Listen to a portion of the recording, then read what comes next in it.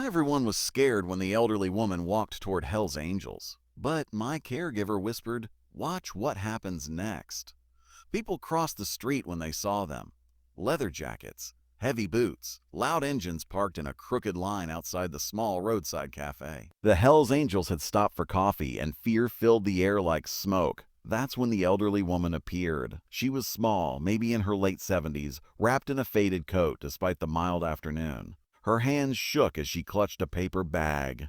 I was sitting nearby with my caregiver watching quietly. "She shouldn't go near them," my caregiver whispered. "People judge too fast." The old woman walked straight toward the bikers. Every conversation stopped. One of the men looked up, gray beard, scars on his knuckles, eyes that had clearly seen too much life. The woman cleared her throat. "Excuse me," she said softly. "I don't have anyone else to ask." Silence. My car broke down 2 blocks away. I'm trying to get home before dark.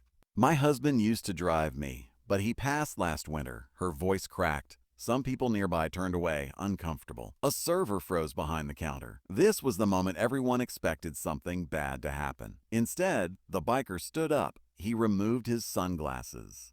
"Ma'am," he said gently, "you shouldn't be walking alone like this." My caregiver leaned closer to me.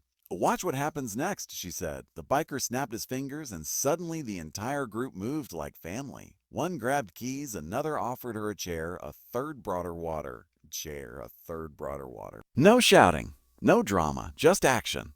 They walked with her to the broken car. One biker lay flat on the coal pavement, fixing something under the engine. Another flagged traffic so she wouldn't be scared. Someone called a tow truck, refusing payment. When she apologized, the gray-bearded man shook his head. "No one should feel alone out here," he said. "Not today."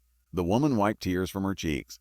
"I thought you'd say no," she admitted. He smiled. "The people usually think that." When the tow truck arrived, one of the bikers followed behind on his motorcycle to make sure she reached home safely. Before she left, she reached into her paper bag and handed them a few homemade cookies. "It's all I have," she said. The biker accepted them like they were gold. After they left, the cafe felt different, quieter, warmer. My caregiver looked at me and said, "The world isn't divided into good people and bad people. It's divided into those who help and those who don't." That day, an elderly woman reminded everyone of something we forget too often. Sometimes the people who look the scariest are the ones who show up when no one else will.